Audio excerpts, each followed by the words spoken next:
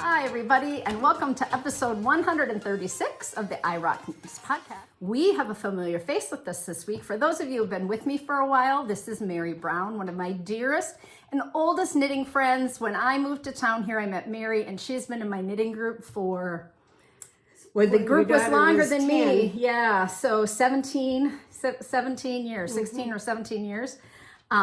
And so she has been here once before, and I had her on, but today she brought with her some of her favorite knits, and Mary has been knitting for...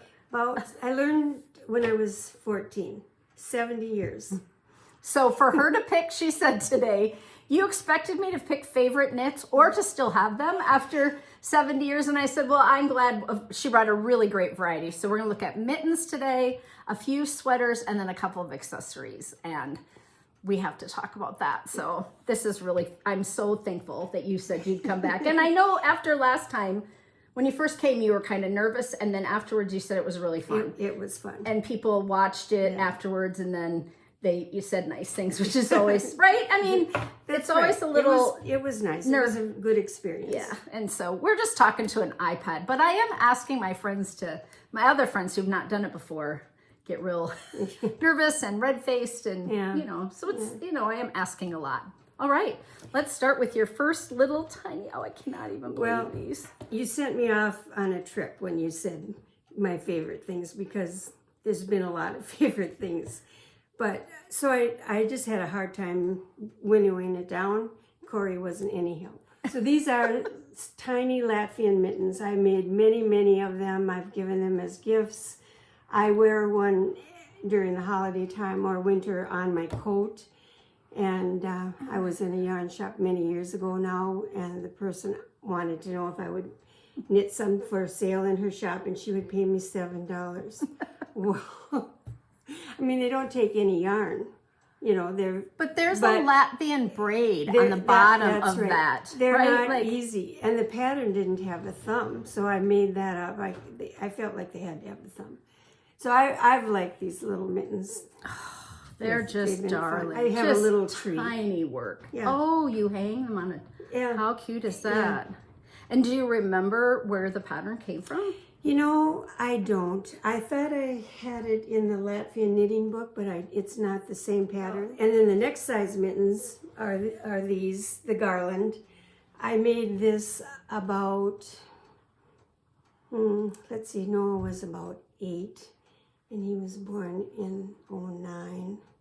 So 5-6 years ago. Yeah. And he was way beyond the age of wanting a advent calendar, but I wanted it, and it's so darn cute. It was designed by Lewinsky of the Minnesota Knitters Guild, and each mitten is different. They're absolutely darling. They were kind of hard because there's long carries, and they came out through Knitpicks, right? It was a Knitpicks pattern, or did she just do it herself? I just know her Santa pillow was on Knitpicks. So these have been on Knitpicks too, but I don't think that's where I got it. Okay. And I got the yarn at Ingebrigtsen's, and it's Norwegian wool. And each mitten is different, and they all have a number on them. That's right. At the cuff. I'm going to get one down. Do you have a favorite? It has a little Latvian braid at the top, and then it has 24. So each one has a number at the cuff, and then the same image is on both sides. And here is how big they are in comparison to my hand, right? Because they're not tiny. No. But they're certainly not an adult. Yes, a child could definitely wear them. But you do put candy treats. I put treats in. And the little secret about them is that they wouldn't be good for you to try to put on. Because the ends are, why would you spend all that time weaving it? Okay, everybody, if we start now, can we get them done? Yeah. I started in July, and my goal was 6 mittens per month. And I did accomplish that because I needed to be done by December 1st. Right. I guess the end of the month ones wouldn't have had to be, but I wanted it to be done. So they take a little bit. Yeah. But would you say you could do an in 4 hours or 10 hours? somewhere in between Okay, there. okay. I wouldn't get one done every night. Yeah, okay, yeah, no. And well, that would be a lot. I wouldn't think so, but you know, sometimes it's just kind of nice to know going in, like when you're starting blankets and you're doing squares or strips or whatever, like kind of how long is this, you know, because it looks like you could just, well, they're small, I could get them done. Other people probably knit faster than I do, and they maybe don't make the same mistakes. But you did them on double points, I assume? But I did them on double points, and you know, they were really fun to make, and I just love it. And they're hung on just a piece of like twine, and then I found some tiny little clothespins at Target and some little Christmas trees that I asked my husband to glue on. This is just a work of art. Like this is an heirloom. I would like to think that, and I'm going to have to finish inside just for my own personal self, because I don't want people down the line, if it still exists, to wonder who made this mess. So yeah, no, I probably will do that. But I was kind of tired of them by the time I got done. Oh, you know, for sure. Lots of knitting. Lots of ends. Yep. So then the next are the human-sized mittens, and these are from a Swedish knitting book. This was just a wonderful book. You might have given me this. Yes, because I have one too. I might have, but I do have a copy of that. I think you did give it to me. And those are the Bluebell mittens. I enjoyed making them too. There's just lovely mittens in this book. I like making mittens. Cori knows that. So here's the book.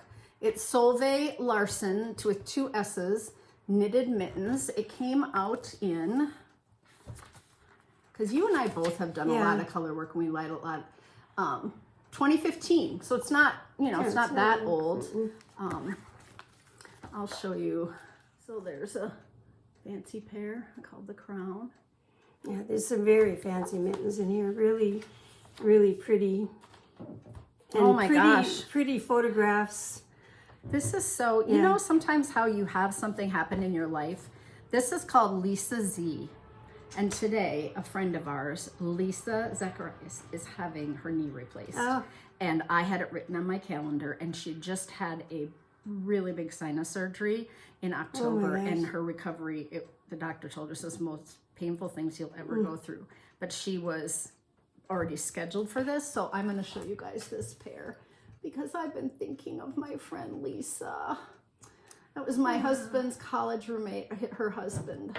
And oh, isn't that weird that, you know, like how many people have a last name that begin with Z? That's right. I should probably knit those for Yeah, her. I think you should.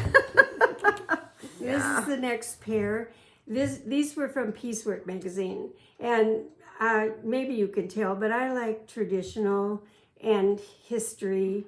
And so Piecework is the place for that. And these are poetry mittens. There's a poem.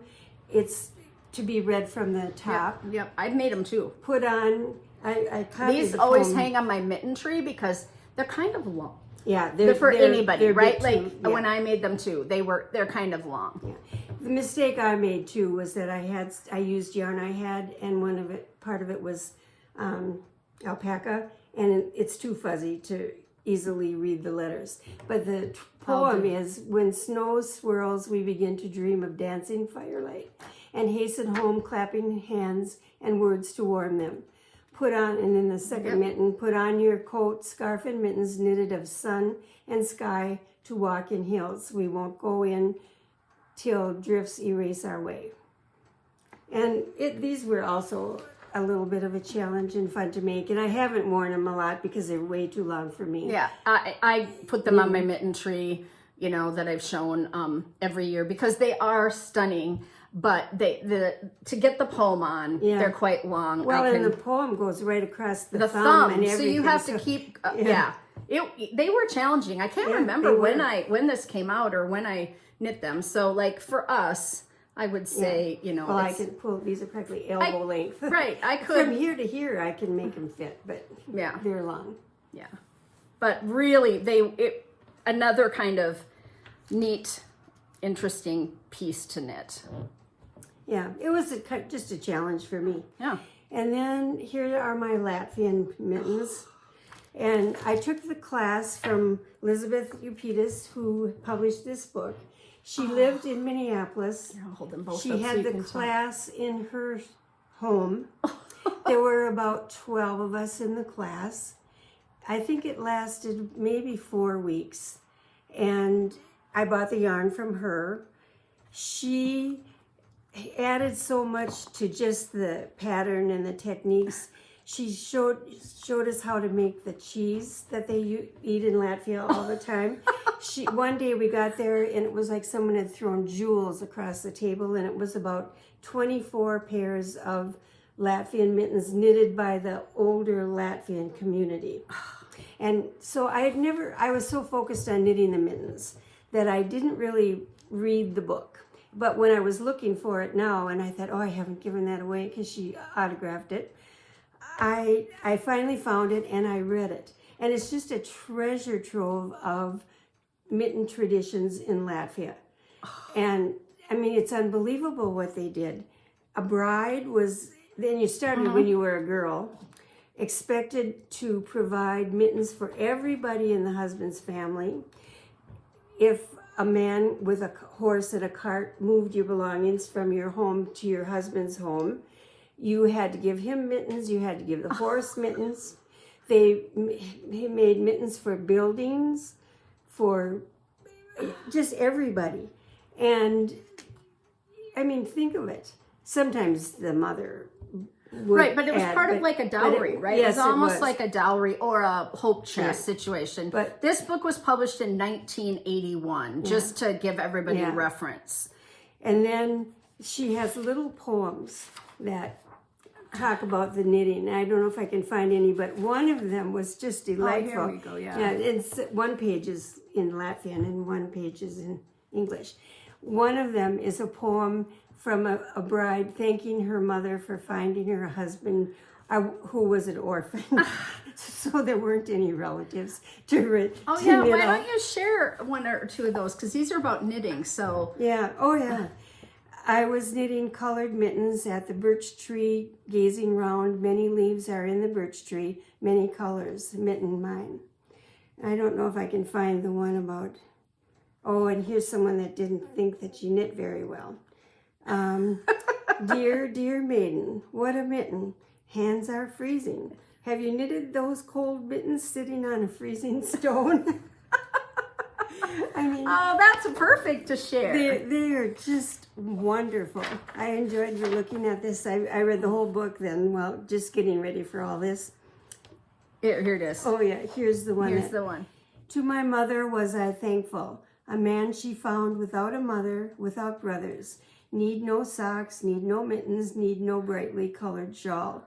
Just 2 mittens, half a stocking, in my dower chest were laying. After did I all my sharing, still had I there some remaining. And there's one here too about, where was that? I just saw it, pigsty. The dowry chest. After the wedding, then guests could put money and other gifts in there. Sure. And then the new bride would walk through the homestead and gifts were presented. And so here's a gift for the ram. Lay out some mittens to the pigsty. Go long stockings. Next year at this time, sister, you will need the pig, the ram. I just enjoyed reading this so much. Yeah, we're going to all try to go out and buy this book just to read those, because that, and then they're also translated in Latvian. In Latvian. And she also has a chapter explaining some of the symbols, which I enjoyed reading too. But these were fun. I wore them so quite a bit. Here's some symbols, and then she explains what they mean. So that's really cool too. What a great book. And she lived here, huh? Yeah, they don't live here anymore.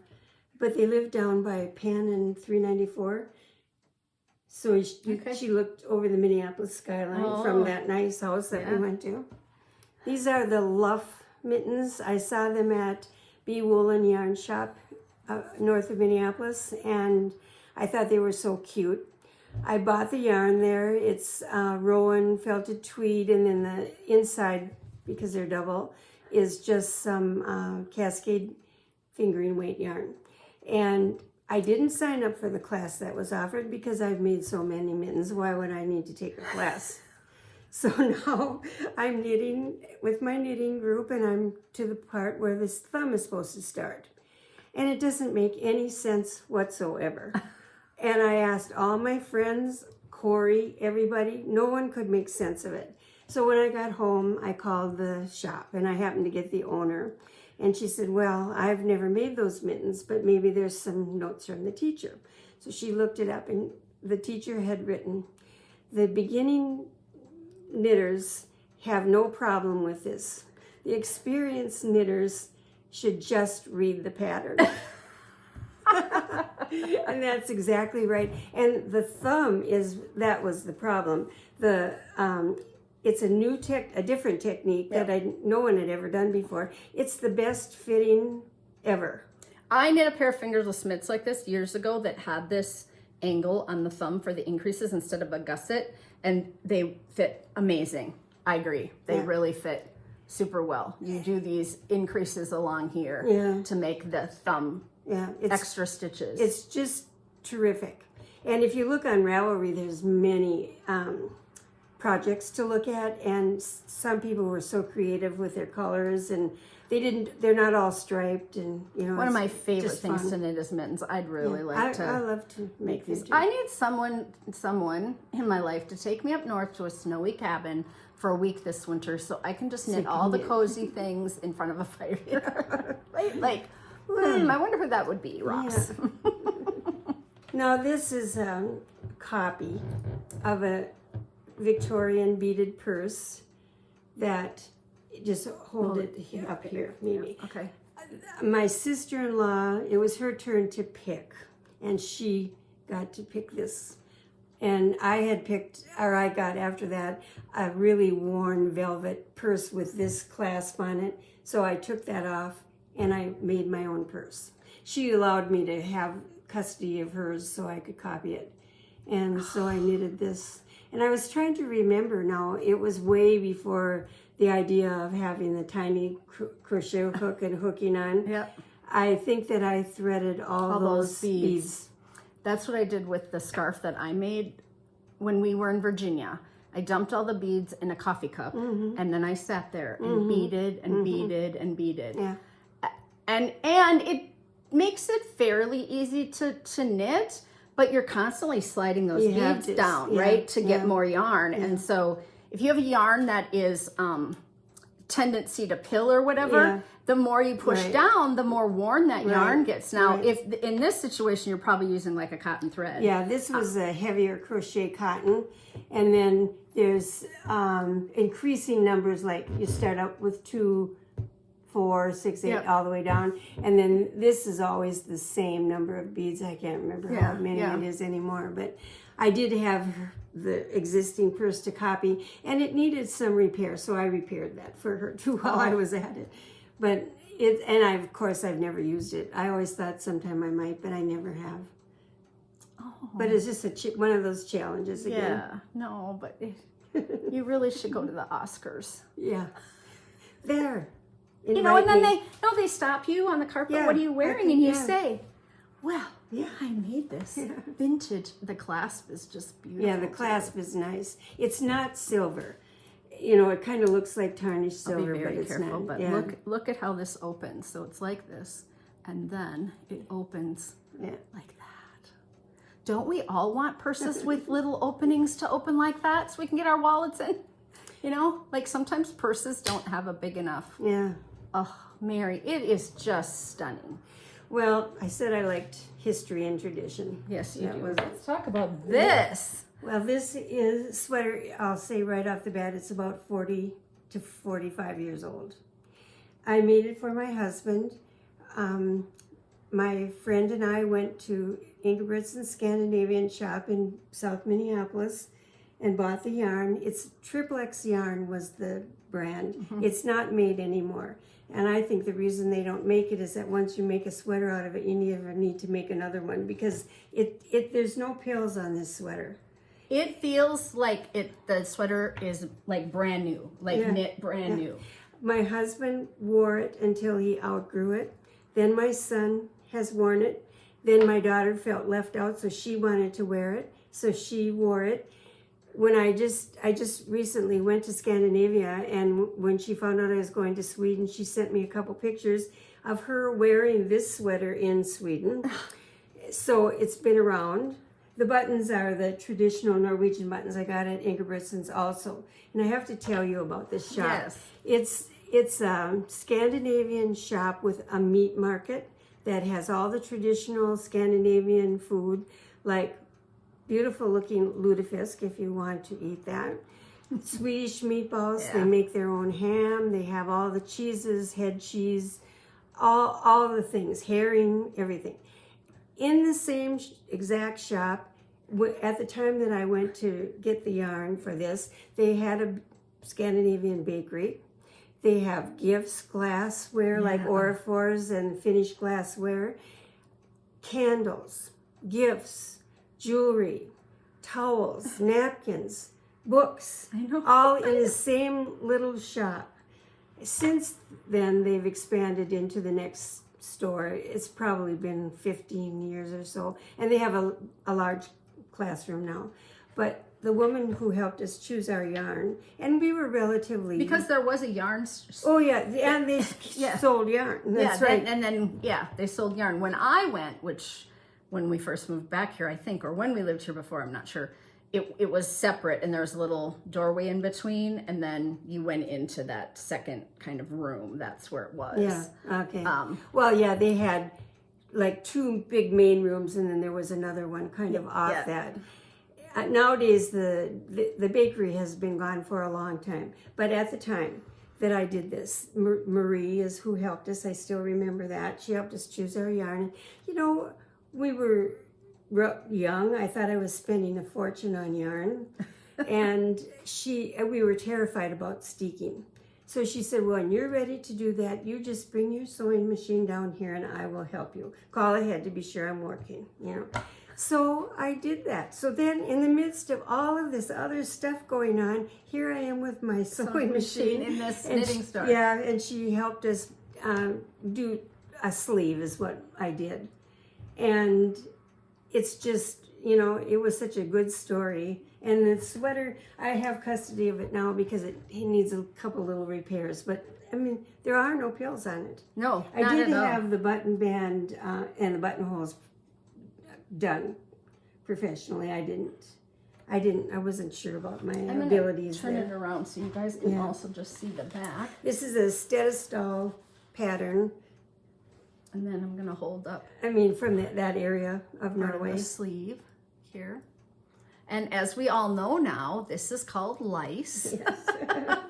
And people are still commenting on my Pretty Boxes sweater and saying, why are you calling it lice? And I said, go in and read the pattern. The pattern will tell you. Well, if you watch Arnie Carlos too, they recently did it was last year, I think. They went to Stedestall. Oh, okay. And met with this woman who's called the Scrap Queen or something like that. She's famous in Norway, and she has a book written too. Oh, she's tried to preserve all of these old sweaters.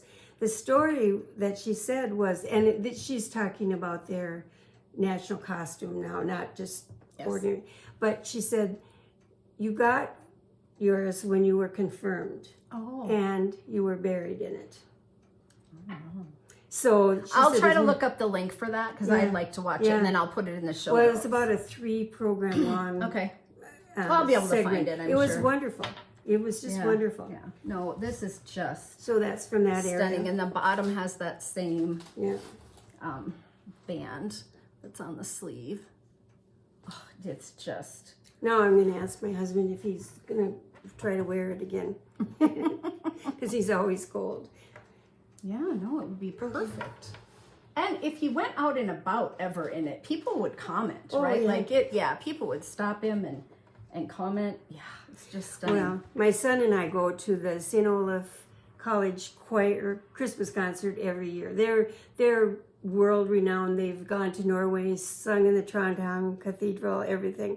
And we watch what people are wearing because everyone wears a Scandinavian sweater. So it's kind of fun. I thought maybe you should tell us a little bit about your trip, though, before we move on, because Mary did just go on a trip at the beginning of September. Yes, I did. And I was lucky enough to be invited to go first to Sweden by my niece. We've traveled together before, and we have a good time. Well, when she said Sweden, I said, well, if I'm going that far, I want to at least go to Norway. Well, we ended up going to Denmark, Norway, and Sweden. It was a lovely trip. Very beautiful. It was called Scenic Norway. So we saw a lot of scenery. We went to the two fjords, Sonia Fjord and Geiranger Fjord. We were on a bus. Okay. But we went through one day something like 25 tunnels and under some shallow areas of the fingers of the fjords to get to the end where we stayed overnight. And it was just lovely. One thing about that trip, we of course were knitting. I taught that particular niece how to knit, so she's very excited about knitting now. And our tour guide said to me, have you seen the price of those hand knit sweaters? You should move here and you could make a fortune. You know, they're selling them for $600. And all I said was, I don't want you to spoil my hobby. But the real thing is that I wouldn't be able to eat. You can't whip one of those things out in a half an hour. Even if they paid you $600, that's right. The yarn's going to cost you $100 at least. And your time, she had no idea what she was talking about, actually. Well, don't people say that all the time? Yeah. They'll say, well, or you could make those bobber hats and sell them. And I'm like, if I wanted to wreck my hands, it's bulky weight yarn on a big needle, and I could make them fairly quickly, but the yarn wasn't. It was. We didn't have the opportunity actually to go to any yarn shops. Gina saw one. She had a cold and she needed to go to a drugstore, and it was about a 12-block walk. I didn't go with her, and on the way back she saw yarn shops. She went in, but she said the yarn was the same as what we have here, so we didn't go back, and I was a little bit disappointed in that. But as it turned out, I mean, it was an overall terrific. Yeah, but you're on a bus with a bunch of people, exactly. So unless it's a knitting tour, you'd have to make a kind of a special. Well, but I mean, when we would get to like Bergen, we'd be there for 2 nights, and so you'd have free time. That they're open because it's tourist place, right. But we were either too tired, whatever. And the one I was disappointed about was Knitting for Olive. I didn't realize that it was in Copenhagen, and we did, found that out when I got home. So, what was your favorite part then? Kind of, do you have a memory that I loved Copenhagen, and I loved Stockholm. Oh, and my background, my father's parents both came from Sweden, so I was excited to go there. But all we did was, on this tour, was drive from Oslo across all of Sweden to Stockholm. So I saw a lot of the Swedish countryside, which looks just like Minnesota. And I liked it. A lot of people didn't appreciate it because it was maybe a 7-hour drive. Yeah. But it's like going across South Dakota. I kind of like that. Pretty flat, but I don't mind. But let's tell that you are a back road scenic traveler. When I take you places, you usually I've got another suggestion. Yes, you will, and you will often say, "Can we take the long way around?" Right? And that's what I do. Yeah, and when you're out driving. You like to go see the leaves, and you like to go through. I mean, we have some beautiful historic neighborhoods in the Twin Cities area, around the lakes, and downtown in St. Paul, and that is something you really enjoy. Is taking another route. If I have gas and time, I don't drive on the freeway. And it's not that I'm afraid to drive on the freeway. It's like I like to drive through the neighborhoods and see what's out there. And I think that I kind of learned that from you because I will oftentimes say, you know what? I don't have to be there for 10 minutes. Yeah. I'm going to just go around. And my husband would never, right? He would just never, ever, like, I had to beg twice for him to drive in that neighborhood. I told you to go in where they're building all the black houses. if you like black and gray, that's fine. But I have never seen, did you ever go down there? Well, I couldn't see it. It was too dark. Oh, yeah, I have never seen anything like it. We have a brand new development going in here south of town. And all the houses are black, gray, and white. Lots of black houses. And it's just so shocking to see. I think it's really a new modern take on what color you're going to paint your house. And maybe they can do it more in the north because the black isn't going to get as hot. Yeah, but I told Mary, you should go down there because it's not that far down the road here. But we probably drove past it 2 or 3 times before I said to Ross, you are pulling in where all you have to do is loop me around. Yeah. They're very upright houses. They're close together and they're narrow, and they mostly have 2-stall garages, and I would call them like young starter family homes, but they're very expensive, right? So they're not sound a little Scandinavian. Maybe that's new styling. Yeah. So yeah, but you kind of taught me that. Yeah, piece of. Well, it's peaceful, it's restful, it's, makes you appreciate what you have all around you. You don't necessarily have to go someplace else, which I really appreciated when I got home from my trip. Beautiful as it all was. I went to get my hair cut. I took the scenic route home, and here was spectacular fall leaves, the beautiful farms. Yeah. And I loved it. Yeah. So.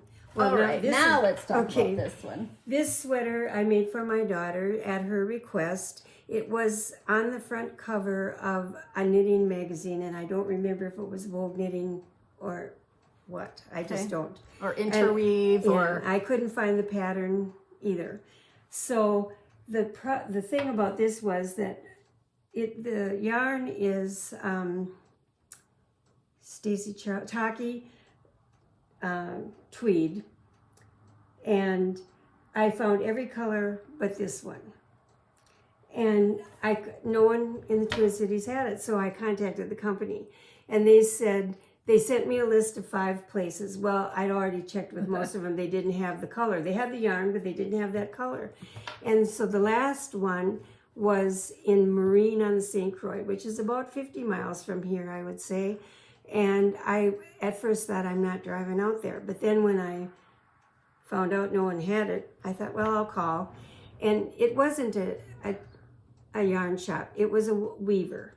She said, but I have the yarn, and what do you need? And I told her, and she said, well, I can sell you a skein of it. She wanted, that's all I needed. So I thought, okay, fine.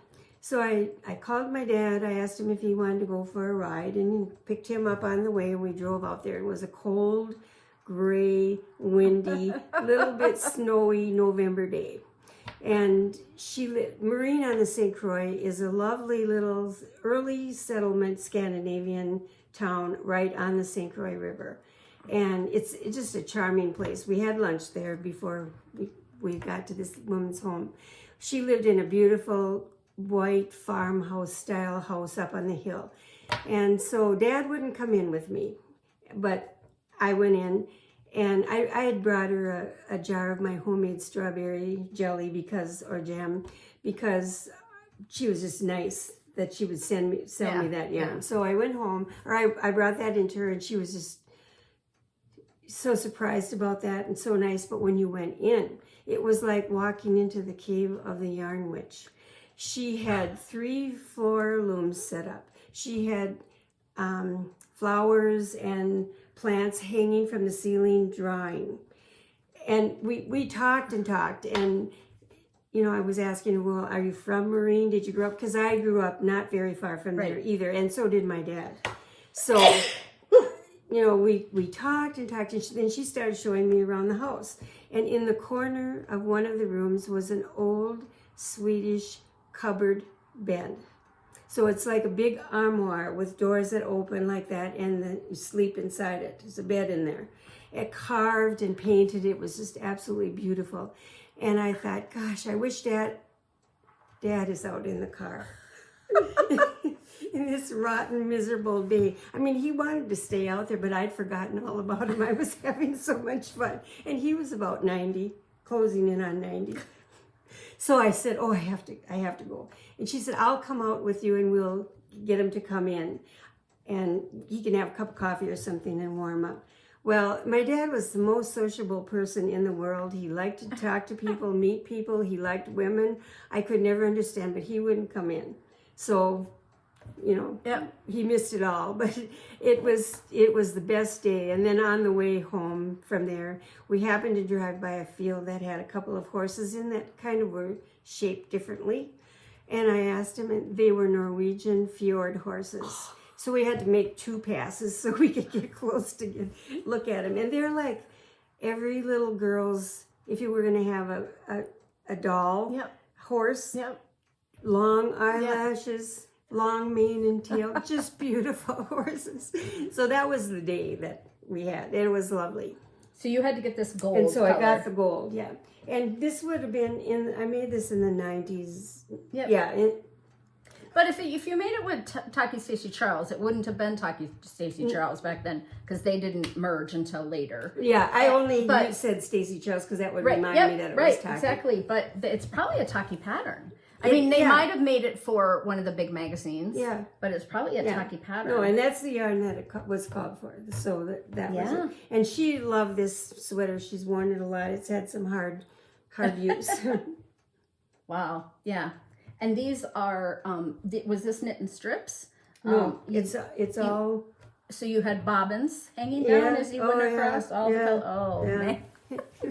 What we used to do. I mean, I know you're older than I am, so you've seen knitting change even more than I have. But I mean, doing bobbins and stuff back in the day, and there are people today who don't even know what a bobbin is because we make everything in the round and we figure out how to not have that have to happen and stuff, or people just say too much work, right? So it is too when you get that many.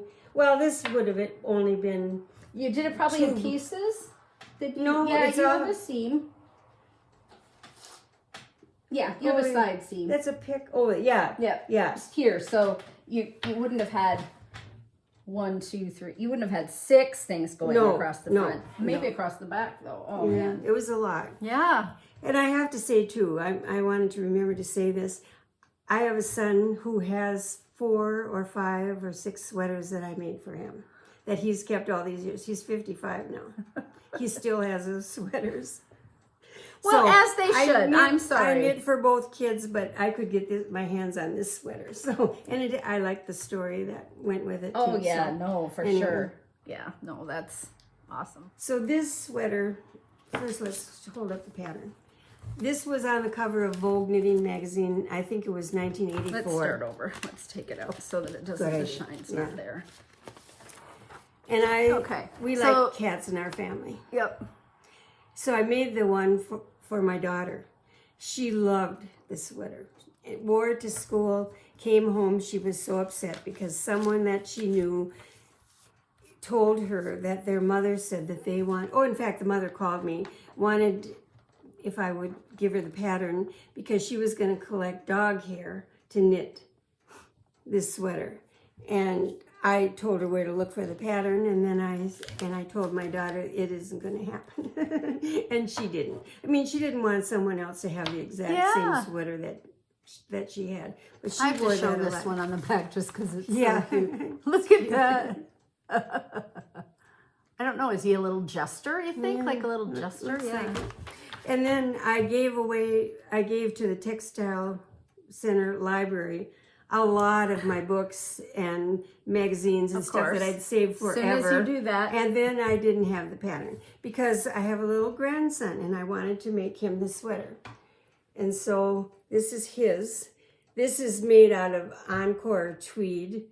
And he loved it, but he just couldn't wear it. It was too hot. Oh. He just, I gave up. It's kind of Aran weight, wouldn't you say? Maybe. Well, it's knitting worsted.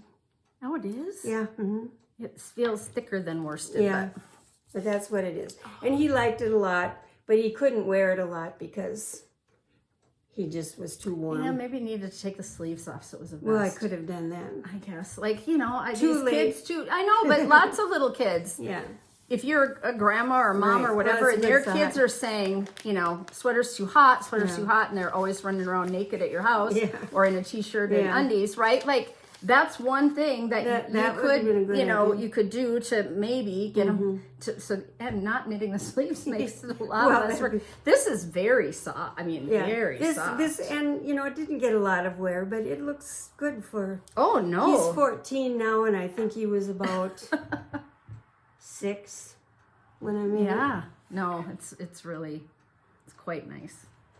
And I think that's it. No, we have to talk about what you're wearing. Oh, I forgot Because about I know, and then we're going to do that first. Yeah, because it's a very warm day here. Yes. We've had 3 days of warm weather here in Minnesota. We were warm, and when Mary got here, she said, "I'm not going to sit here in this sweater and this shawl." And now here she has sat here the whole time with it on. I didn't wear it to start with because I thought it was going to be so warm. I listened to the weather people. Well, it isn't that warm because of the wind. Yeah. You know. So when I got here, I changed into. But we're not wearing this. coats. I mean, no, it's that warm that we don't have coats on yet. So this is the boxy sweater by Hohi Locatelli, and the yarn is from Queen City Yarns. I got it at that Rochester. Yep, ZK. Zombie Knit Apocalypse at their vendor market. Yeah.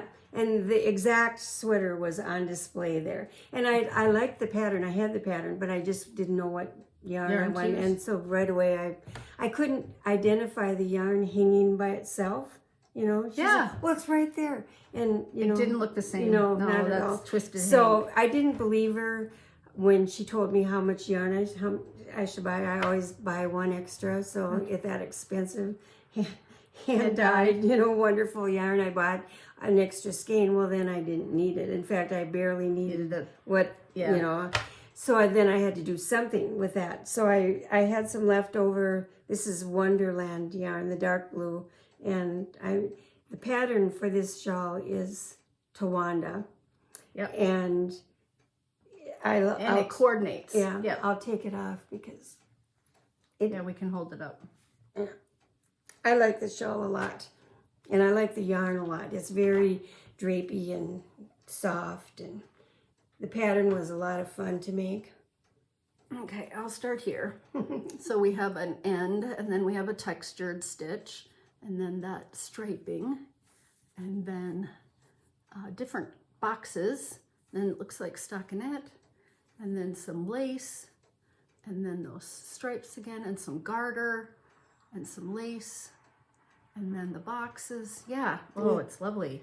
Yeah, And do you know who designed this? No, okay. I should have looked. No, I'll put it sorry. up. It's not a problem. I'll put it on the screen. So it's called Tawanda. And then the boxy is knit in many iterations. If you don't know, there is a DK, worsted. It's a drop shoulder, and then this one has garter at the sleeve, top sleeves. And then you pick up around the neck, and it's like a rolled neckline. Yeah, I've worn this a lot. It's a very comfortable sweater, and it was a lot of stockinette knitting. Fingering weight sweaters are amazing to wear.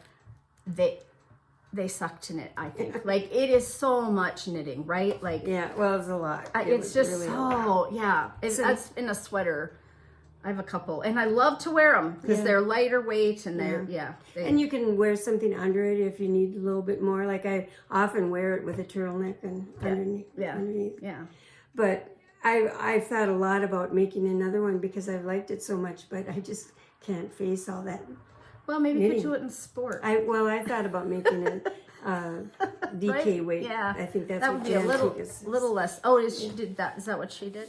And then I just have to say one thing that I didn't bring, that is one of my favorite things, is my Fiber Friends shawl, which my dear friend Cori dedicated to. I did. So because you are my Fiber friend, and I love that sweater or that shawl. Yeah. So that is my. Couldn't bring everything. No, that's my long kind of a crescent shawl with some easy textured stitches in it.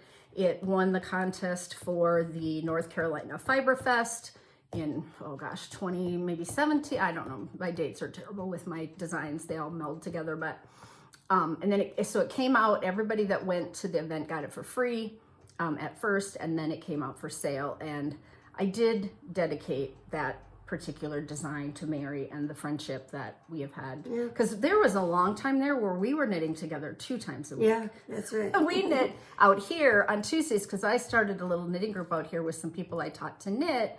And then they weren't always showing up. So I was sitting there with maybe no one or just me. So I kind of invited anybody who wants to come out. Well, then people started coming. And so we literally were knitting. I mean, for years we knit Tuesdays and Thursdays. Yeah. And part of it was also because we had a couple people that Thursdays wasn't great for.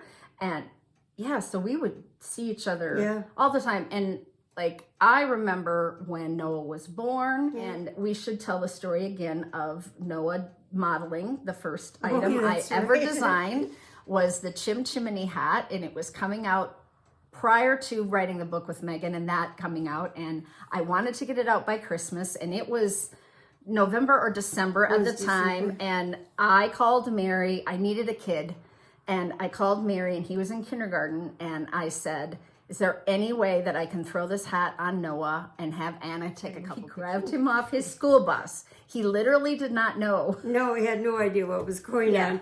Stand here, put this hat on, hold this package. Yeah. Here's a sucker. Here's a sucker, hold this sucker. And I and it was cold. It was freezing cold. It was getting dark, yes. And we stood him in front of an evergreen tree on a sidewalk, like literally just on a sidewalk. Right off the bus. And he was like, his head was spinning around. And we got the cutest pictures of him in that hat. And they turned out darling. He's got this lollipop. He's holding this gift. Anna did, really quickly. We got that done. But I have known you since Noah was born. Yeah. And the fact that we have, all of us in this knitting group that have been together so long, have watched kids grow up through the years and grandchildren. And then we look at one another, we go, they're 12, or they're 14. She's a lawyer. Yeah, exactly. Yeah, Kylie, and so we have just been together so very, very long, for sure.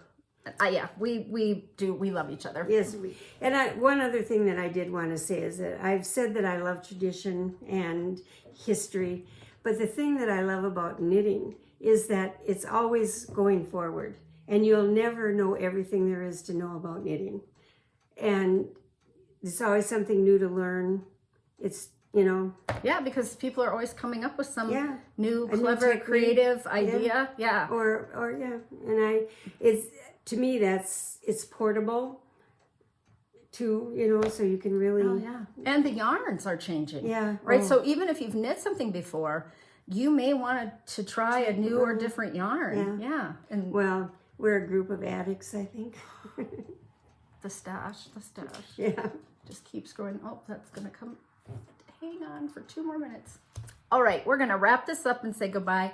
Thank you so much for doing this again. I really appreciate you. It's a lot of work for them to bring their sweaters and think about it ahead of time. Think about what they want to bring, what they want to say. So it's more work for them, and it's a lot less work for me. It really wasn't much work, and it really took me down memory lane, and I enjoyed that. It's kind of fun. And then you'll have this forever, right? Well, It'll that's always true. Be there. And I can tell my kids, I'm a YouTube star now. Yeah. Yep. So. Hey, let's do the rest of the podcast today. I thought I would just share a few things that I have on my list to kind of tell you and hopefully keep it short and sweet. Thank you so much to Mary for being here with me today. It was really fun to have her back. And I thought she had some great stories to share about some of her knits. What am I wearing this afternoon? This is my Red Robin shawl. I got a new Gudrun Schoden dress this fall. It is, I don't know if you're going to be able to see, but it's like velvet, but corduroy. It has, it's really soft, super easy to put on. Doesn't have a big full skirt. And we went to church.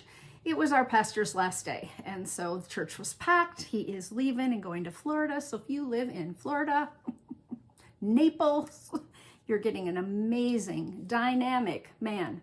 And the music, as always, was so good. They had men singing, and they had the banjos going today, and they were just rocking at the beginning of, and that, the music at our church it's what you go for because it is so good. He gave a lovely sermon. He got a standing ovation, and he got a t-shirt. They gave him a t-shirt. A Minnesota Vikings t-shirt. He's a huge fan. He hates the Packers. Sorry, people that love the Packers. But he will sometimes say that, you know, that nobody's in church because the Vikings play at noon or something. And then they gave him a shirt, a Viking t-shirt, and it said, optimistic since 1961. It was perfect because that's when the Vikings started and we never. I mean, back in the day, we had a few good years. So it was really cute. And then they gave him a Costco sweatshirt because he hates going to Costco. So they did a nice job and a really nice, you know, plaque thing. And it'll be really sad to see him go, but he's going to a bigger church, and they're going to build a new facility. They have 35 acres to build on, and yeah, so he's taking a different call, and now we have to call a new person. And Ross is on the call committee, of course, because he's a bright guy, knows a lot about the finances of the church because he was on finance committee years ago. Now he's on human resources committee, and he's on the Minneapolis Synod. So every week I have to say, what days are you going into work this week? And then do you have night church meetings? And he will often have 2 night church meetings a couple times a month. So anyway, okay, enough of that. My Red Robin shawl, I absolutely love it. This is hand spun yarn from Vicky, my friend Vicky, who lives in Wisconsin. She used to have the Heartland Knits podcast. It was just a lovely podcast, and she spun this and thought of me.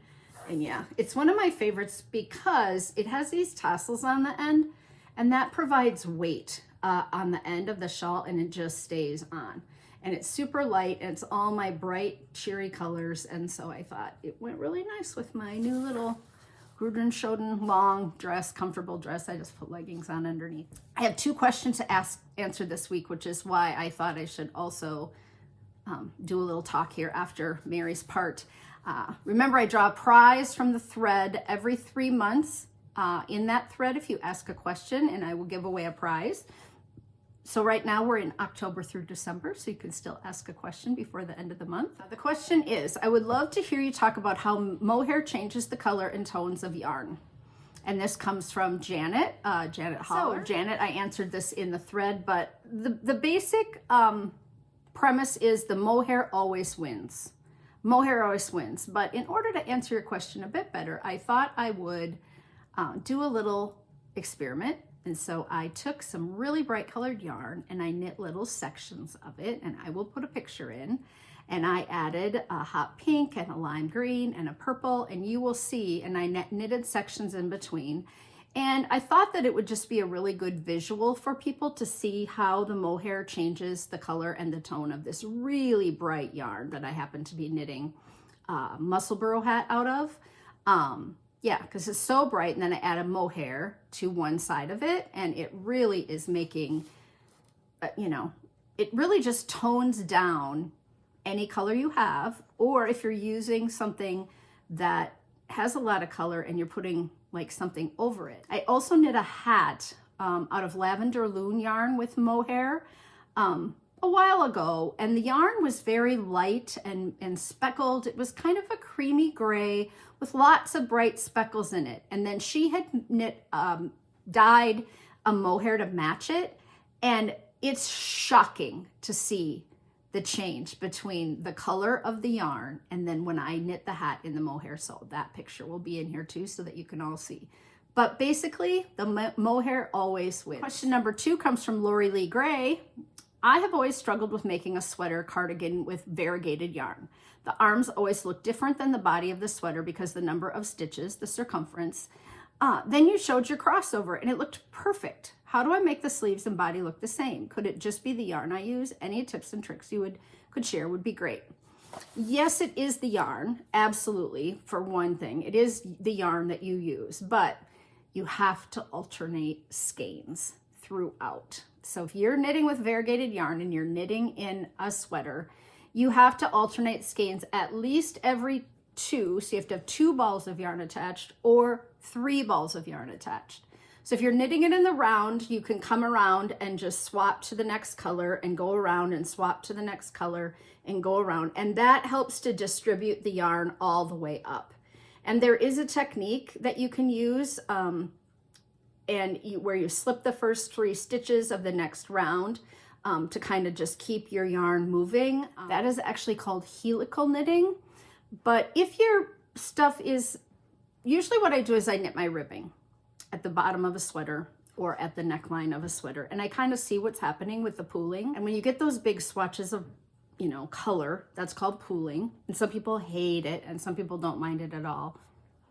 But if you're knitting at the, you know, at the top and you're seeing that you're getting some of that, because sometimes the circumference at the top of the neck is smaller as well, then you can kind of tell if the body needs to be distributed. But absolutely, that's how you do it. So if you have 2 skeins of yarn, you need to divide them into 4 and alternate back and forth between. If you have 3 skeins of yarn, you might divide them into 6 or just leave them as 3 and then rotate them. It really depends on what your skeins look like when they're wound up. So if you have 1 light one and 2 dark ones, you know that you have to distribute that light throughout both the darks. And if you do 2 rounds, if you're knitting back and forth, usually you have to go over and back and then switch yarn, over and back, right? That would make it kind of stripy if you have 2 skeins that are very different. So what you do is you go over with 1, A, back with B, over with C, then your A is over there. So you pick up A, then, you know, and B is over here. And so if you go back and forth and you have 3 skeins, which means you can just go 1 row of each, that can you distribute it better and it won't stripe. I hope that helps. It means it's more work, but you get a much better sweater in the end. It doesn't bother me at all. I have my yarn buddies that I just put my yarn on, you know, the little lazy Susans with the little stake in the middle. And so I just pull them off and go round and round. And if you do 2 rows with one and you didn't switch it, it probably doesn't make a huge difference. But if you're just knitting the sleeve and you had the whole body, it's going to definitely change the circumference. That also happens when you get to here and then you split for this side and this side. You can get all one color on one side and all one color on the other side.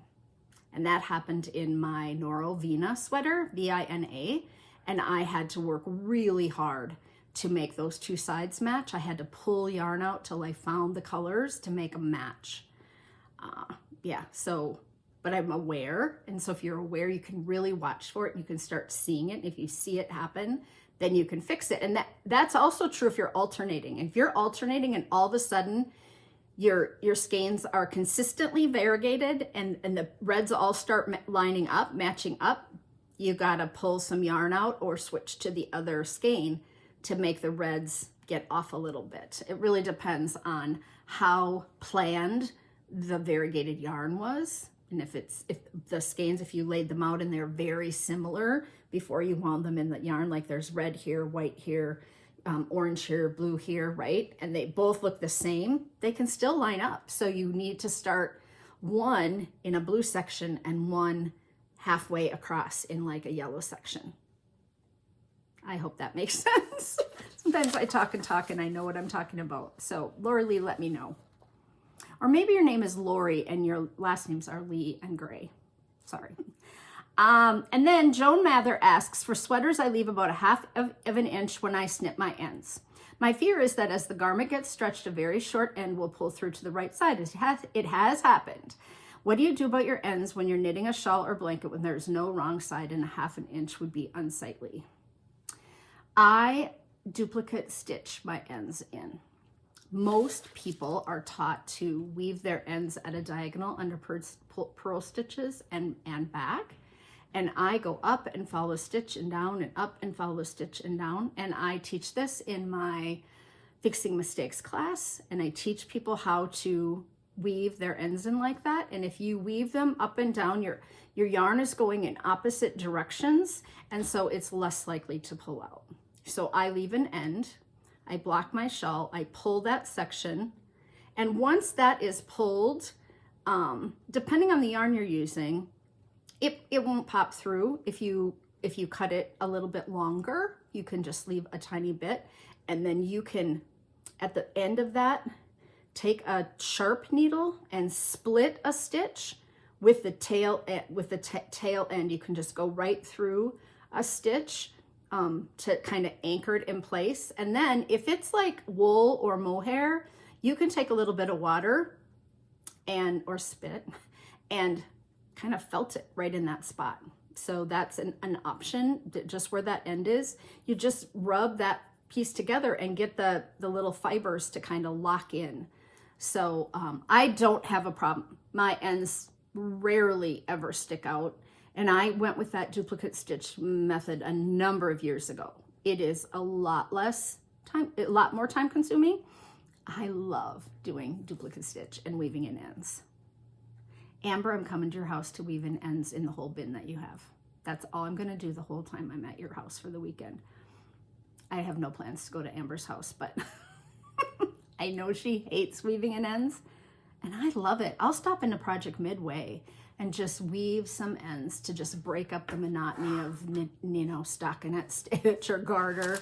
So I really like it. But you can Google duplicate stitch on YouTube and duplicate weaving in ends as duplicate stitch, because duplicate stitch is making stitches on the top of your fabric that can make a picture or a word.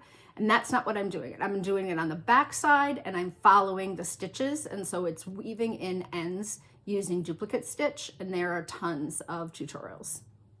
Or you could take my Fixing Mistakes class at some point. So there you go, Joan. That's what I do. Okay, just have a few things I've been watching that I wanted to tell you about. So I watched all of Unforgotten, and that's the Masterpiece Theater one on Prime. So good. They solve an old case on every season. So you watch the whole season and they find a crime that has happened in the past. And instead of just saying, well, it was so long ago, they actually follow and the gal who plays the lead detective, this is British, she was in one of my favorite series of all time, Last Tango in Halifax. And I recognized her right away, and I'm like, I wonder if that's her. And then sure enough, it was her. So yeah, I loved Unforgotten. Now I'm watching Endeavour. That's an older British television detective drama series. And I'm watching it on Prime as well. And he's kind of a Sherlock Holmesy guy. He's a young detective, and he kind of does things contrary to the rest of the department, and so they don't all like him, but he solves every crime. And that has been really good too. So highly recommend. And it's a prequel to the long-running Inspector Morse series. So if you watched Inspector Morse, this is the prequel to that. It's just been really good. I finished, I kept up with Great British Bake Off, which is, super fun to watch. And that's pretty much what I've been watching. There was a new documentary that came out about the fall of Minneapolis after the George Floyd death. And it is a crowd-funded documentary. It's called The Fall of Minneapolis. It's under www.thefallofminneapolis.com. You can watch it. It's maybe an hour, especially if you live in Minnesota. It is done by the reporter it is a documentary done by Liz Collin. And there was some controversy about her as a reporter because her husband was Bob Kroll, and he was on the Minneapolis police force, and he was the head of the union. And there was a lot of backlash about her. She never, as a reporter, did any reporting on any of the police station news stuff. Like, they kept her completely separate. But she is married to him, and they are conservative thinkers, definitely police pro. And so when I thought about watching this, I thought, is this going to be really unbiased, right? She tells a lot of information that we didn't hear as the public unless you watch the whole trial. there was a lot of other stuff going on that corner, and with what happened, and she doesn't prove Derek Chauvin innocent or anything. And by the way, he just got stabbed 22 times in prison in Arizona, which I think everyone knew would happen if a police officer goes to prison. So it was just very interesting. If that is something that, you know, you're interested in at all, the fall of Minneapolis and the burning of the streets and how people got so upset and how they rioted and all of that. She covers that whole kind of after the fact, right? She did a very nice job, and I learned some things, so I just thought I would share that. Okay, a couple things I saw on the internet. I saw this Advent chain by Frankie Brown, and it is so cute. Oh my goodness. Look at the rainbow yarn for one. Yeah, really super interesting. And then all the bright colors.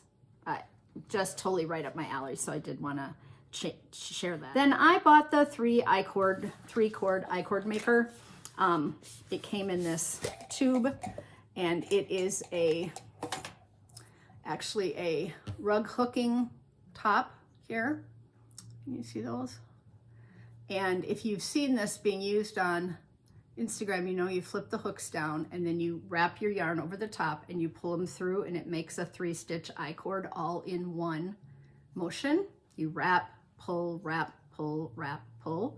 And I don't mind making I-cord, but when I saw it, I thought, oh, that's super interesting. Mine came with a single I-cord hook, a single rug hook.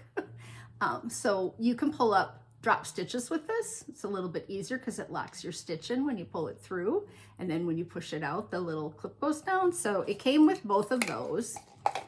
I Googled it and found it online, but now it is being sold by the lady who does size inclusive patterns on Instagram. They're making them.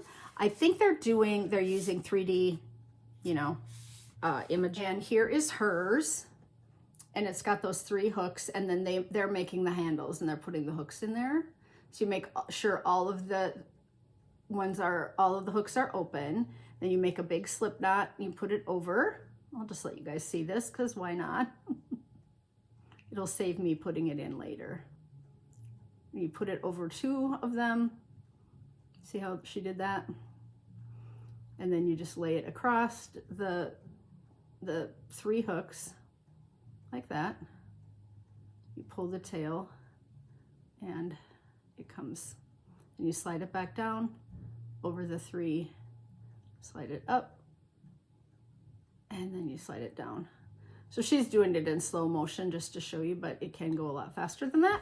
So I'll put a link if you're interested in picking up mine. I don't know what she's selling hers for, and she got hundreds and hundreds of orders, and they got way behind, and now they're getting caught up. So I just thought I would share that I did get one. And then I saw Strensel on Instagram, and it is so cute. It's a reel on making,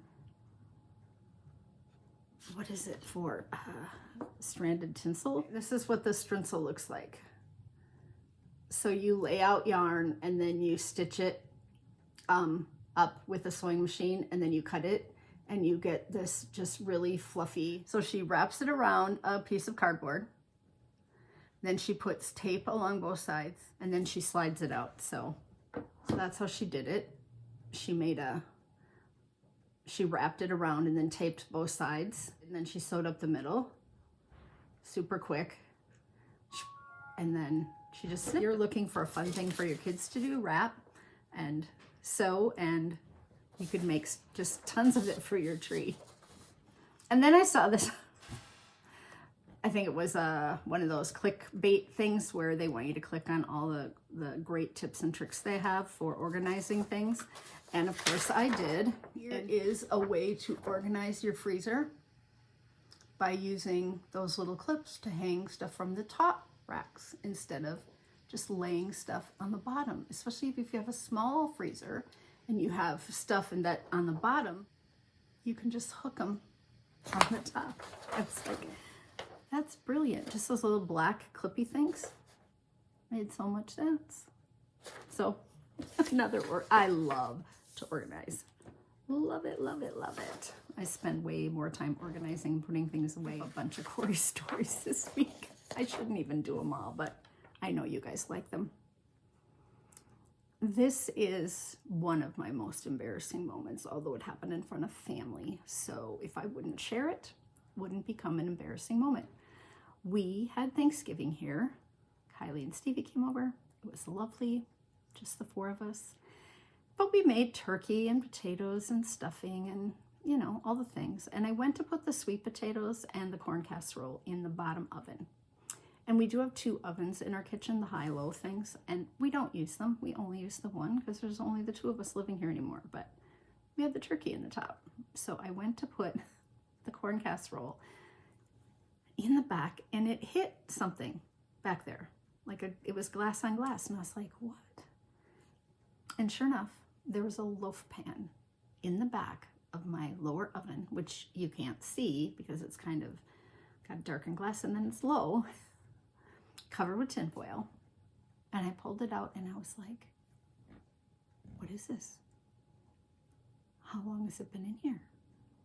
What did we make that we didn't eat, that we didn't take out? The only time I would have used this would have been when we had people over. So like entertaining, Easter, Christmas. I opened it up. It was not moldy, but it was disgusting. I really couldn't tell what it was. I'm not sure how long it had been in there. And it was really, really embarrassing.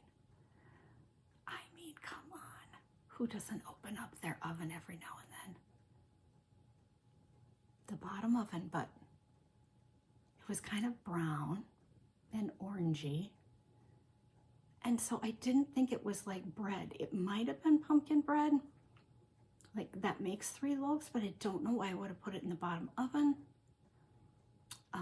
It might have been a corn, I make a corn kind of casserole thing. When we have like tacos and stuff, it's like a corn cake recipe that I make in a loaf pan. But I wouldn't have put that in the bottom oven. I just can't even imagine. So if you didn't open your oven at Thanksgiving and find something that could have been 6 months or a year old, and it didn't, there really wasn't a ton of smell. I mean, when I took the tinfoil off, it was gross, but it, like when I opened the oven, it didn't smell. My husband, who is compulsively clean and a neatnik, was so disgusted. So there, story number 1. Story number 2. I took new knitters to a yarn store right before Thanksgiving. I loaded up a new knitter and I took my friend Mary along with, and then 2 other knitters met us there. And so there were 5 of us, and we went to Be Woolen, and 2 of them had kind of been in a yarn store briefly, but one of them had not. And they, you know, if you've never been in a yarn store and you're a new knitter, you're just overwhelmed, right? Their eyes got real big and they were just like, you've got to be kidding. So we went to Be Woolen. They bought yarn.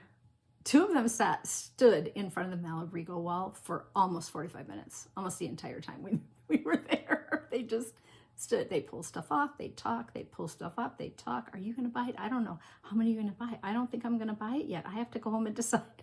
It was really fun. And then we went to lunch at Clive's. Just so good. They have such good food. And then we went to Amazing Threads, which has a new owner.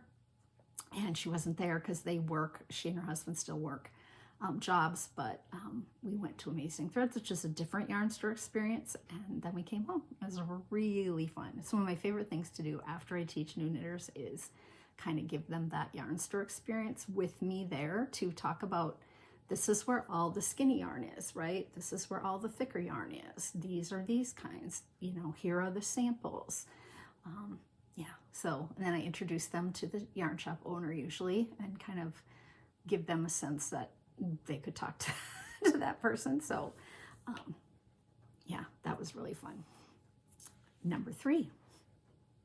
I am being asked to do collaborations all the time now. I have 10,000 followers on Instagram, something I wanted to do years ago. And then I just said, you know what? I don't want to have my Instagram be this place where I strive to get followers, right? Like that is not, I'm just going to be who I am. I'm going to put myself out there. I'm going to post what I want to post. And then if followers come, great. If they don't, fine. And I just noticed since I started posting these funny reels, and I have a really funny reel that I just videoed. I went downtown with my tripod and my camera. Oh my gosh, it was really, and no one saw me. I was in an alley that I thought would be perfect. And I had a costume. So that'll be going up shortly in the next week or so. But because I'm doing that, my number of followers grew, and I have quite a few followers on YouTube as well. So I'm getting these emails saying, we would love to have you collaborate with us. You know, and the first one I opened was for sunglasses, and I'm like, it's not even knitting related. I would never collaborate on something that, you know, I don't wear sunglasses that often, you know, whatever. So I just thought it was kind of funny. But then I got one for baby clothes and a baby nail trimmer. And I thought, are you even looking at me? Because they say, we love your content. We think you're very creative. And I'm like, obviously you don't love my content because I don't have a baby. I'm not going to do a nail trimmer. I'm not going to be a, you know, be a sponsor or, you know, talk about get a free baby nail trimmer. It was just, then I got a chicken water heater request. Now I'm opening them because it's hilarious, right? Like to heat the chicken's water. And I have to show the component parts of the chicken water heater and hold them up, and then they will give me chicken water heater. No, thank you. But the worst one was the Sir Perky Novelty bottle top. It is a little red man, like this, plastic, that you screw onto the top of your ketchup bottle, and when you squeeze it, the ketchup comes out. Seriously? They want me to promote that. Actually, I'm going to promote it because I'm going to show you the picture because it's the weirdest thing. Sir Perky. That's what his name is. Are you kidding me? And I got one for a wine dispenser. I don't drink alcohol. So I'm just laughing, and I thought I got to share with you guys because, you know, this is ridiculous. Now, if someone sent me a request to promote Knitter's Pride Square knitting needles, I would be all over that. Or some yarn, or a project bag. I've done that, right? That makes sense to me. But not Sir Perky. And not a chicken water heater. Not going to hold that up for you all to see. Okay. Then I had to rip out my ranunculus, my green ranunculus. I have knit 4 ranunculi. 3 are done, and I'm knitting the 4th one, the green one that I bought the yarn for in Maine. So I know that pattern. I know that pattern so well that I don't need to read the pattern. And I know that I'm going to knit to 43 stitches on the sleeves because that's what I've done. And so I have it on a small needle. It's all bunched up. I can't really tell. So I moved to a bigger needle. These sleeves don't look big enough. Well, that's because you're supposed to go to 53 stitches, Cori, not 43. You're supposed to increase on that raglan to 53. And I had knit down on the body 3 or 4 inches. And it was like this big. It was going to be a 1 boob top. Like there was no way. So I had to rip. I pulled it out. Took it in the office, and then I took a picture of me ripping, and there was Chevy looking at me ripping out all these rounds of ranunculus. What's Mom doing? Are we ripping out our sweater?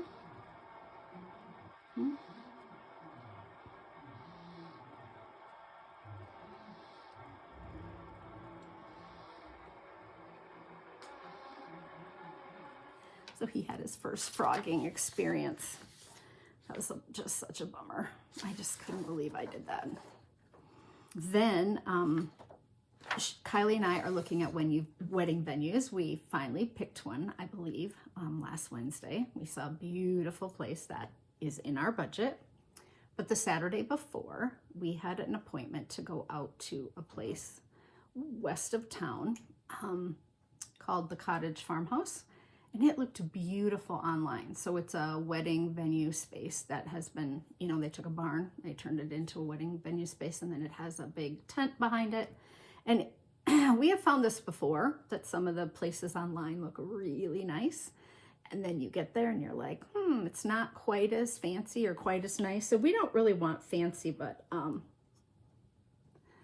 we're driving down the highway and it's right on the road. And it seems like it's a working farm. And we pull in and Kylie's like, nope, no, Mom, nope. And I'm like, well, we have to go see it. You know, it's beautiful. It's been up for, wedding venue of the year, which they can put anything on those magazines. But she's like, no, Mom, I don't need to see any more. Like there were 5 side-by-side silos right by the barn. Now looking back, if you look in the back of the pictures, you can see the silos and you can see that the paint is coming off the barn, but they put the bride and groom in front of it and made it look kind of rustic and cute. But it just was not what she wanted at all. Well, as a mom, she's driving my truck, I'm knitting. I'm like, you have to, like, we have an appointment, you have to go. I look at my phone and we have a message and it says, hi, Kylie.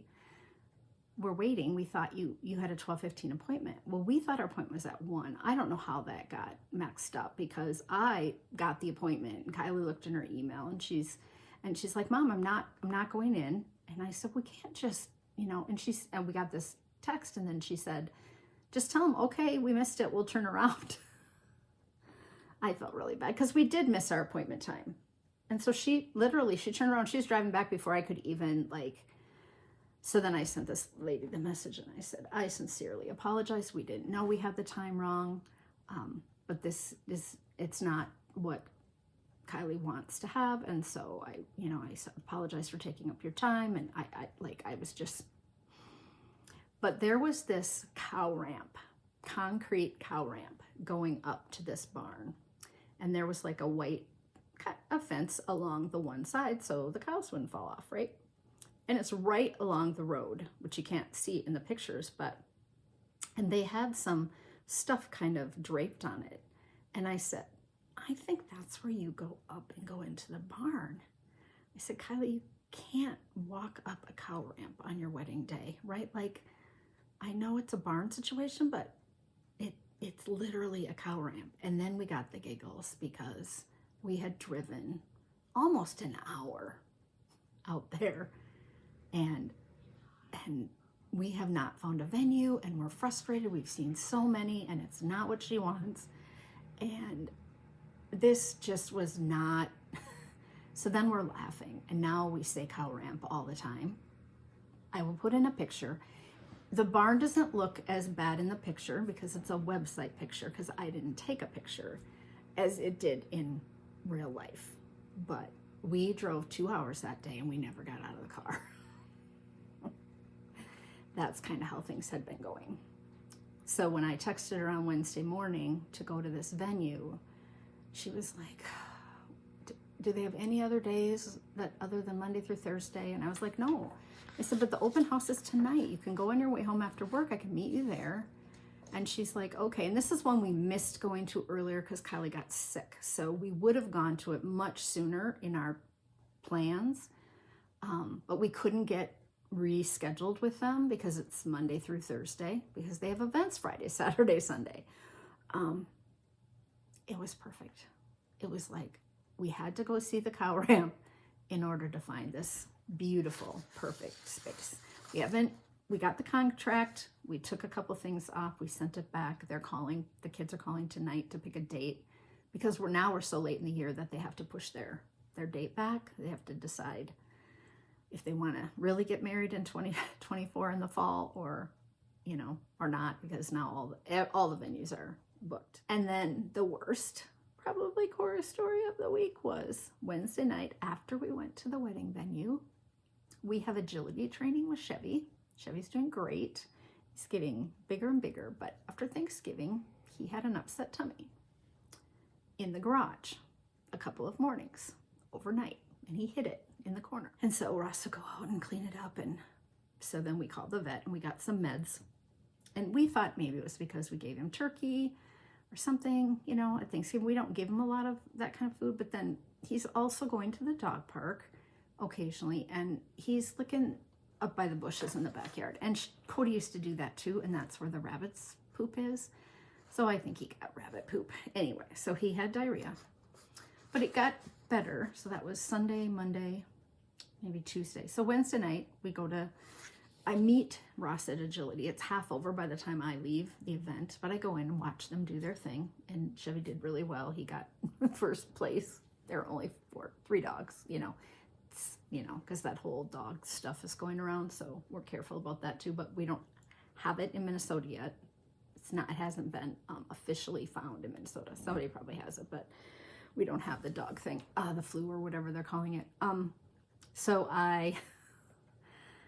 we come out and Ross says, do you want to drive your truck? I was like, yes, I'd much rather drive my truck than his. So he puts Chevy in the back end and we pull out and I'm driving and Chevy's really agitated and he's like, And I'm like, oh, he has to go to the bathroom. I'm like, but they take a break at. So I was, okay, so I called Ross and I said, hey, didn't you guys take a break for a potty? And he's like, yeah, he pooped and peed. And I was like, oh, okay. And I said, he's just making a fuss back in the back end of the truck. And he's like, oh, well, that's probably because he wants to come see you, right? Like you weren't there, you came late, and then he wants to jump. And I was like, oh, yeah, that's what he wants. No, that's not what he wanted. So we stop and get a taco on our way home. We go in, we sit at the bar, we eat really quick, we come back out. I open the front door of the car.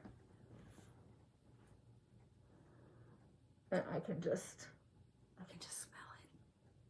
And Ross is pulling out from a parking spot, so I wave him down on the street and I'm like, Chevy had diarrhea all over the back of my truck. And he's like, oh my God, I'm so tired. Because we stayed up Monday night for the Vikings and Tuesday he had church and synod on the same night. And this is Wednesday. And he gets up so early and he's like, I do not want to deal with that. And I'm like, well, I could take the pad out and throw it away somewhere, but like, because we have like a pad that we can wash back there and a fitted rubber thing.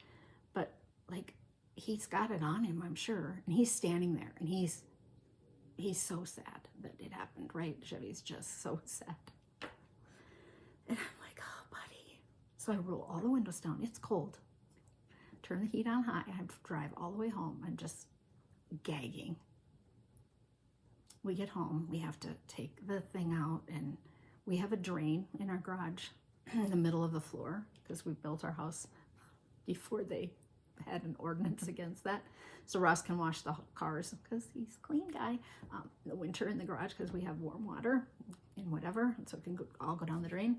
And so we stand Chevy over the drain usually. We also have a shower basin, but we don't want that over there. So we have to bathe the dog. We have to rinse the mats. We have to clean out the back of the truck, right? And it was just not fun. And he told me, you can't be mad at the dog. So who do you get mad at? You get mad at one another, right? You're like, oh, I called you. And he's like, well, he went, right? Like, you can't even be mad at one another because literally he told me he needed to go to the bathroom. All I needed to do was pull over or let him out when we got to the taco place. It's not that far away. And I just completely went in. Oh, poor guy. So yeah, a ton of Cori stories this week. Just thought I'd share all of those. Okay, 3 audiobooks this week. I read Speak by Lori Hulse. That is an older book.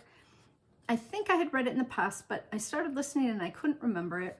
And this is a situation where a young high school girl gets sexually assaulted at a party, and then the aftermath of that and how she's living with it and not telling anybody, and she stops speaking. It's really well done, really well written. It's very popular with kind of teens and high school kids.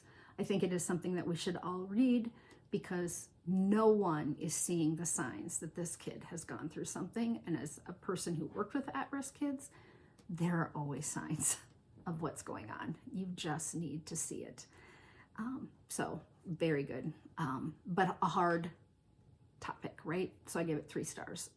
I have started in the last few episodes, many episodes, to put stars on the audiobooks in my list. Not that you would see that, but I also do it on my Instagram. I put books. I put 3 books, 4 books, or 5 books, little orange books, just to give them a ranking. So I'll try to remember to do that from going forward. Then I finished A Street Cat Named Bob by James Bowen, and that is for book club this month. And I am not a cat person, I'm a dog person. It's so good. This man has had a drug addiction. He's recovering. He lives in London. He's a street performer. He plays music and, just tries to survive by getting by. He's been through treatment. He's trying to get off meth. And this cat befriends him. And it's how this cat that he names Bob really changed and saved his life. And if you have any love for a pet or an animal, you will like this. It's a perfect December read for book club, because it's a nice story. It will have a lot of discussion about people and animals. It was quite well done. And then I just am finishing The Stranger in the Lifeboat by Mitch Albom, and that is coming up in our book club in a couple months. And I hate it. I hate it. I'm on the last 20 minutes. I hope it's going to redeem itself, but it is a bunch of very, very wealthy people who get invited out on this huge boat, and the boat blows up, and then there's a few people left in this lifeboat, and the Lord is one of them. Mitch Albom does write a lot of Christian related things. It is just so, I have a feeling that the end is going to present itself. So if it does, I'll come back on here and let everybody know, but I am not enjoying reading this at all. And it's short and sweet. It's quick. Should be fairly quick. It wasn't that many hours, maybe 6 or 7. But I don't care about the characters. I don't understand why, and they're all mad at this guy who says, I was in the sea for 2 days and now I'm on your boat, and I don't get it. Maybe the end will. I'll probably finish it this afternoon. All right, then I have a giveaway. The giveaway this week was to use the word thankful in your comment down below, and I chose from the random number generator, and it chose A Knit Life. And so at A Knit Life, you have won the prize from last week. And your comment was, I am thankful for wonderful knitting podcasts like yours that keep me company while I knit. I don't drive or take public transportation because of all the awful crimes that occur on a daily basis in New York City. My friends work and don't knit, and there's no knitting community in my area. Your podcast is packed with all sorts of tips, inspiration, and ideas. Love, love, love. Thank you for all you do. Keep up the wonderful work. So that's very nice of her to write that. So you won the giveaway from last week, which is the big giant skeins of the cotton yarn, which is one of my favorite yarns of all time. And so I put that in the mail to you once you send me your address. So I just need your first and last name and your address. You can email it to me at irockknits@gmail.com, or you can send me a Ravelry message to irockknits. And then I've been getting contacted to teach some classes. So I have some upcoming classes. I'm going to be teaching at Northfield Yarn. They've picked 3 or 4 classes, and now we're setting up the dates. That's in Northfield, Minnesota, which is about an hour south of the Twin Cities, or an hour from me. And then Darn It Anyway is picking some classes. And then I'm teaching on Zoom for the Dallas Hand Knitters Guild January 2nd and February 6th.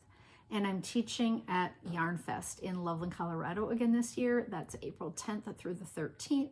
I'm teaching all my most popular classes. So if you want to plan a trip to Colorado, which is lovely in April, I'm teaching how to use Ravelry like a pro, fixer upper, knitting with beads, which is my Christina hat, Fixing Mistakes, 5 Shawl Shapes, and Latvian Braids. And that is 5 or 6 classes in like 3 or 4 days. And they have a great vendor market. It's a beautiful space. I would highly recommend it. The hotel is attached, so you don't even have to go outside. Everybody's knitting everywhere the whole time. So if you want to make plans for a spring trip, that would be great. I'd love to see all of you. Okay, I only have one more thing to share today, and then I'll be done. Some socks. And I put them away in the fall. Completely forgot about them. They were in a orange thing in the office, and I put other stuff on top of it, and I never shared them. And so they're all shorties. So I have little purple shorties. When you run out of purple yarn. So then a plain pair. These are down low shorties. These are by Summer Lee. Mohair cuffs. So I wear all my dresses all summer long in my little white tennis shoes. And there was pink with pink mohair ruffle. And those are this one, which is called Maj, M-A-J. I don't really know what that means. And the designer is Maria Magnuson. But they're called Maj, M-A-J. And they have 2 ruffle. These are Grandma's attic socks, and this one just has 1 giant ruffle on it. It's kind of ridiculous. But I'm knitting my lime green ranunculus to go with my green polka dot dress. I think it will be really cute. Right. So now I'm going to put these in the sock drawer, not in the orange basket. Was so silly. So yeah, just some socks to share. So I just have 2 chunky hand knit cowls to share today. If you are looking for a last minute Christmas gift, find some chunky yarn or hold a bunch of yarn weights together. Take a bunch of scraps, hold a couple of fingerings, 3 fingerings, 2 worsteds, and knit up some cowls. Here's one that I made for Kylie quite a while back. It's just a crossover stitch, twisted stitch, just a big chunky, it's super soft up around her neck. And then here's one that has like a checkerboard stitch like this. So you knit 2, purl 2, knit 2, purl 2 for like 3 rows, and then you knit, and you knit 2, purl 2 for 3 rows, and then you knit, and you can make it long or you can make it short, right? And so you can just use up scrap yarn and get some cowls made. You could literally make this super easily in a couple of hours in an evening, especially if you're using a big needle. So these are on my project page, but I think I used a 10 and an 11 needle and just cast on a number that was divisible by 4 for this one because it was the knit 2, purl 2. Yeah, so I just thought, okay, people are looking for quick, fast knits. The giveaway this week is for the pink lovers. If you are a pink lover, I have 4 skeins of Shetland, Jameson and Smith wool for you. It is like a little gradient. I bought a bunch of this yarn to make my pink Shetland wool hat, and I didn't use these 4 colors, so I have it left over. I also have a little 6-inch wooden ruler, a tape measure, and a couple of toggles in here to put on the ends of your knitting to hold your stitches on, and with a little explanation of how you use that. Use the word pink in your comment, pink anything, or just type the word pink. But tell me if you like pink or you don't like pink, or what pink reminds you of, your favorite pink dessert, your favorite pink drink, your favorite pink clothing, I don't know, something with pink. And then I will draw for this next time. It is 50-gram skeins, and they are 125 yards each. So that is 500 yards of yarn, so quite a bit. You can do many things with that. Please go out and join my newsletter, won't you? If you have not gone to iRockKnits.com and signed up for my newsletter by putting in your email, I really, really wish you would do that. It would make my day to add to my newsletter list. Don't send them out that often, and I send out information that will give you coupon codes for my patterns that come out and different things that I am participating in. So go over to iRockKnits.com. It's right on the front page. You just type in your email address and I think your first name, and you hit send, and then you will get an email that says, you know, do you want to subscribe? And then lastly, I kind of messed up and I misnumbered the episodes on the podcast, and I missed a couple times back, episode 133. And nobody told me. All of a sudden it went from 132 to 134 and then 135 before I realized what had happened. So then I went back and renumbered them. And I know that most of you don't look at the number, but it is confusing on the front page if you, during that time, were looking and were like, how come it jumps? Why is there a gap here? So I had renumbered them, but I forgot to tell you on the last episode. No one reached out. No one said anything. No one called me out. I just thought I should at least let you know. But yeah, I had screwed up. When you get up into the 100s, it's really hard to count. When you're an English teacher, those numbers and math can really screw you up. Okay, that's all I have for you guys this week. With Mary's little segment at the beginning, I think this will be plenty long. We did put a big pot of beef stew in the oven. It's that 5-hour no-peak beef stew recipe that I shared on the podcast. You put the meat in raw, the potatoes, the carrots, the celery, the onion, the green beans, the peas. It all goes in there, and then you put some tomato soup and some water. I put some sherry, some garlic, and it's low and slow at 275. It is so good. We both chopped, was in the oven in 10 minutes, and it's gonna make the house smell good. And then by 6 o'clock, we will have this. And it's really stew-like. It is not like a soup. It's very thick and chunky. It's delicious. You cut up everything really big. So it's just like a big rough chop. Oh, it's gonna be so good later.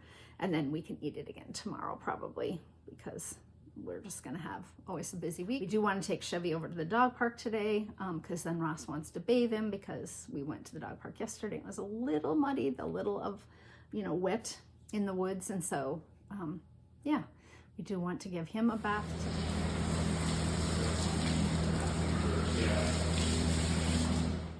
I have buttons to sew on a hat for a little girl. Yeah, there's just a list of, I have a shawl pattern to write, and it is all ready to be written. And do you think I can just get the time to sit there and get that done? So, all right, until next time, I love you all. Come in for a hug. Oh yes, come in for a hug. Keep your fork, keep it colorful. I'll see you in 2 weeks. Bye. Oh my goodness, I completely forgot to mention the Mama Krista shell knit along.